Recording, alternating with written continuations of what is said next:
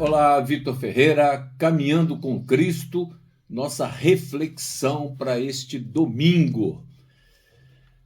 Na sequência, dos estudos que estamos fazendo, obviamente uma passagem muito rápida, sobre o contexto de cada livro, nós vamos iniciar hoje o livro de Isaías, É uma sessão agora que começa, que nós chamamos os profetas maiores, os livros dos profetas maiores. E iniciamos com o livro de Isaías, Em nenhum dos outros livros obtemos uma visão tão gloriosa do Messias e do seu reino. Por causa da ênfase dada à graça de Deus e à sua obra redentora com relação a Israel e às nações, o livro de Isaías tem sido chamado por muitos como, abre aspas, o quinto evangelho. E seu autor, abrindo aspas, o evangelista do Antigo Testamento. As duas divisões principais do livro ajudar-nos-ão a encontrar o seu tema. A chave da primeira divisão, entre os capítulos 1 e 39, é denúncia. Ao estudarmos essa seção, sentimos os estrondos da ira divina contra o apóstata Israel e contra as nações idólatras que os rodeiam. Nesses capítulos são profetizados o cativeiro da Babilônia, a tribulação e os julgamentos dos últimos dias. Já a chave da segunda sessão, compreendendo entre os capítulos 40 e 66, é a consolação.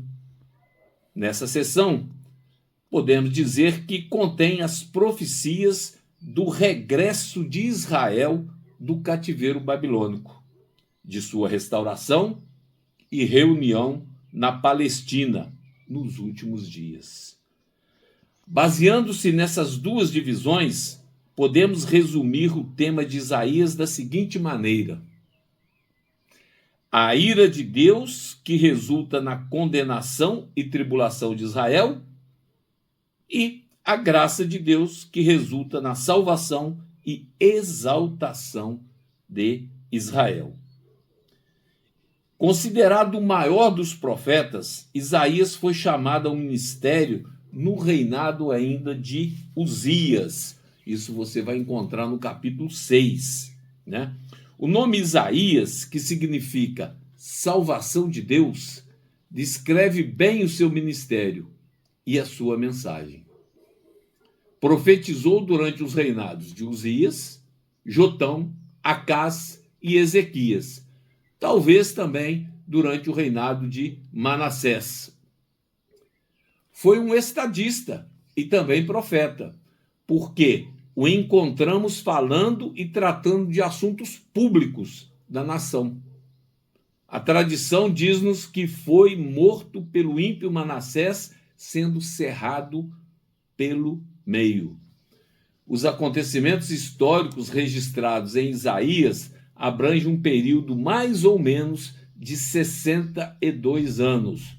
Foi de 760 a 698 a.C., Então nós temos a seção condenadora, a seção histórica e a seção consoladora, com palavras de consolo a Israel castigado, havia sido castigado, e promessas de restauração e bênçãos. A partir do capítulo 40 nós temos isso, São várias profecias, referentes a Judá e Jerusalém, profecias de juízo sobre as nações, está lá no capítulo 13 até o 23, profecia de juízos mundiais que terminam com a redenção de Israel, está lá nos capítulos 24 e 27, e por aí adiante, A seção condenadora, Isaías começa a sua profecia com uma vigorosa denúncia dos pecados de Judá e Jerusalém. E é por isso que o pessoal não gosta, houve muita exortação. E hoje o que nós temos visto na maioria das igrejas, com todo respeito, né, é que Deus é amor, oba, oba. E não é assim. Deus é amor, mas Deus é justiça, né? O princípio, né, a Bíblia toda é centrada em Cristo e no amor de Cristo. Mas temos também que levar em consideração a justiça, né? E há, então, as advertências, as exortações, né? Isaías continua sua denúncia, né, de pecados de Judá e Israel no capítulo 5, né? Ele faz uma parábola da vinha, né? Ele mostra nessa parábola o castigo de Israel pela falha em não cumprir as responsabilidades que as bênçãos e privilégios peculiares de Deus lhe tinham imposto. 6 ais são pronunciados contra a nação. Está lá entre o capítulo 5, versos 8 e 24. Contra os ricos avarentos, no versículo 8 e 9.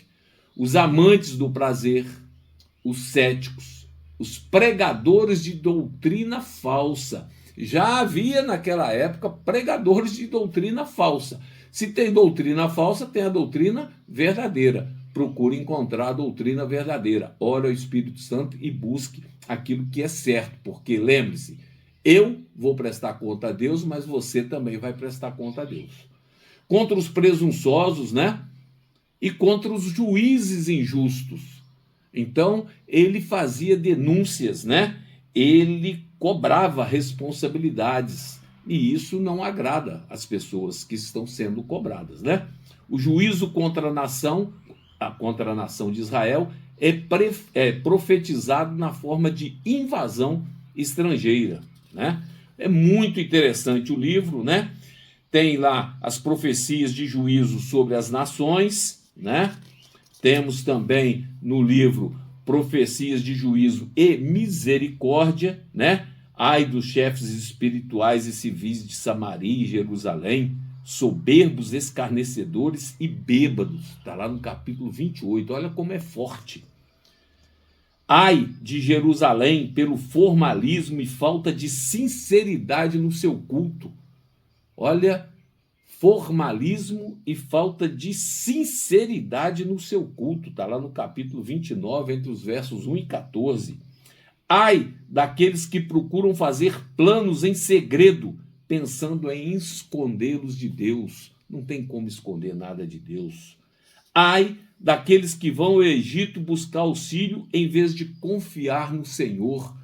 Quantas vezes nós saímos aí desesperados, busca com um, fala da sua vida para outro, fala para aquele, desculpe aqui o termo, né? Mas gastar vela com o mal defunto. É você ir buscar ajuda onde você não vai encontrar ajuda, né? Busca o Senhor e a partir daí você terá orientação. Vai aparecer alguém para te ajudar, para me ajudar, vai aparecer alguém próximo ou estranho que vai solucionar o problema, ou o próprio Cristo, por conta única e exclusivamente através de você, vai resolver o seu problema. Nós temos que confiar em Deus, ter a fé de Jesus e a fé em Jesus. Aqui o profeta introduz um quadro do reino milenar, onde prevalecerá a justiça administrada pelo rei justo de Deus, o Messias, né? Sabemos quem é o Messias. Fala da invasão e libertação de Judá, redenção pelo sofrimento e sacrifício, né? A parte já de consolação, a glória futura do povo de Deus, né?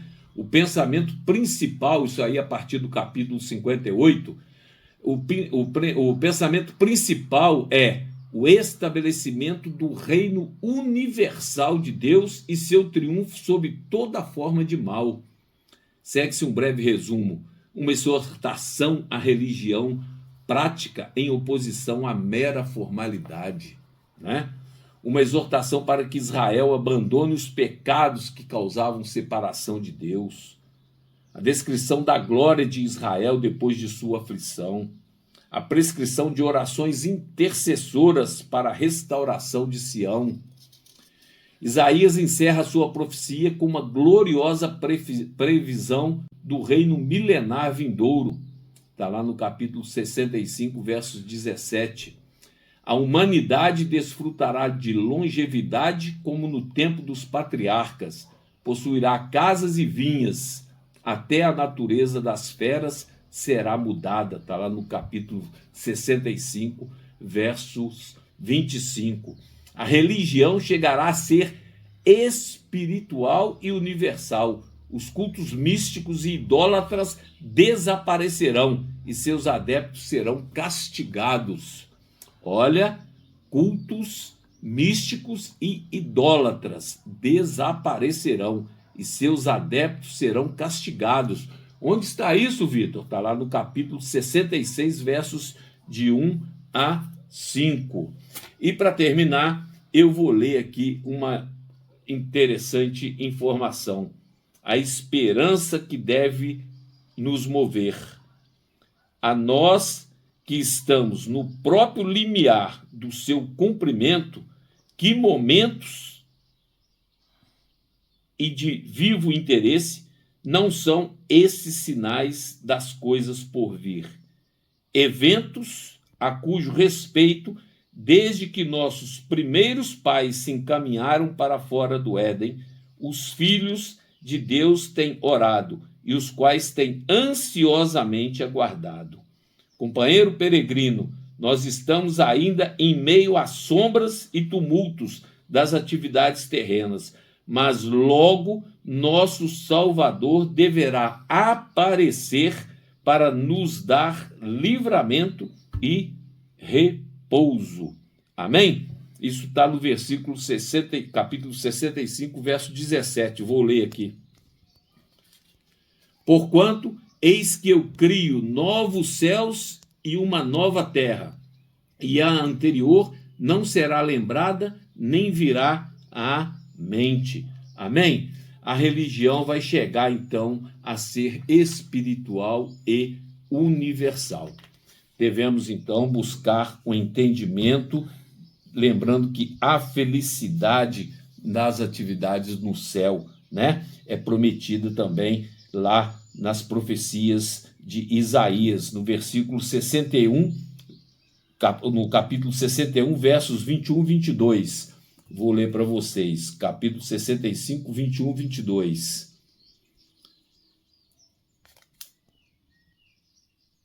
E eles construirão casas e nelas habitarão, e eles plantarão vinhas e comerão dos seus frutos. Eles não construirão e outro habitará. Eles não plantarão e outro comerá. Porque, como os dias de uma árvore são os dias do meu povo, e meu eleito desfrutará longamente do trabalho das suas mãos.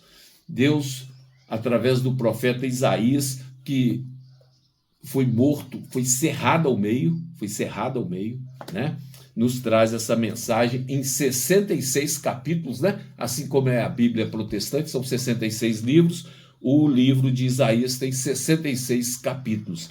É uma obra primorosa, um profeta que vale a pena você estudar, assim como toda a Bíblia, buscando sempre a orientação do Espírito Santo, né? Ali você vai ter a verdadeira oração, você vai ver o reino de Deus e o julgamento final, você terá o que o profeta Isaías deixou para nós, através, obviamente, da orientação de Deus. Que Deus nos abençoe, nos guarde e nos dê aí um domingo maravilhoso na sua presença. E que possamos ter uma semana aí que já começa no primeiro dia, que é o domingo, né? Maravilhosa, com sucesso, buscando sempre o Senhor. Amém.